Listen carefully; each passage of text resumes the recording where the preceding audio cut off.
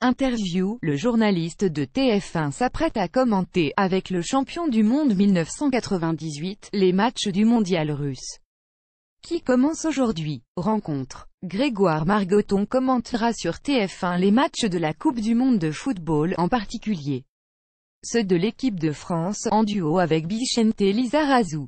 Le mondial débute aujourd'hui à Moscou, cérémonie d'ouverture à 16h30.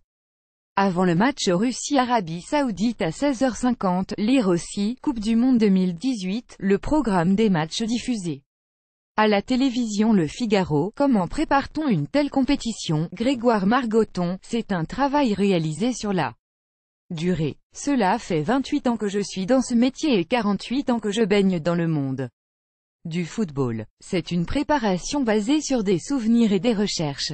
Je potasse des guides du monde entier et je prépare des fiches pour la dizaine de matchs que je vais commenter au premier tour.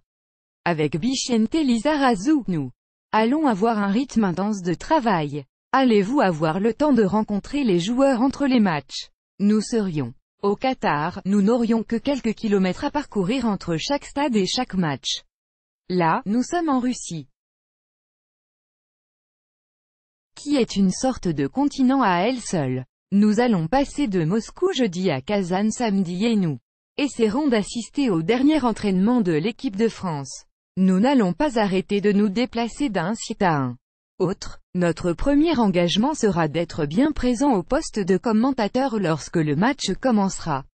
Je suis persuadé que nous serons meilleurs après la vingtaine de matchs que nous aurons à commenter en Russie. Grégoire Margoton. Y a-t-il encore des automatismes à peaufiner après 2 ans de collaboration avec Vicente Lizarazu, à l'échelle des grands duos qui peuvent rester dans la mémoire des gens? Nous sommes encore un jeune couple. Nous avons chacun un vécu dans ce métier, moi avec de nombreux consultants sur Canal, lui avec des journalistes sur TF1. Je suis persuadé que nous serons meilleurs après la vingtaine de matchs que nous aurons à commenter en Russie. Nous allons avoir le temps de débriefer après chaque match et de progresser. Lors de la précédente Coupe du Monde, TF1 avait mis en place un dispositif à 3 commentateurs avec Christian Jean-Pierre, Vicente Lizarazu et Arsène Wenger. Nous ne l'avons pas envisagé.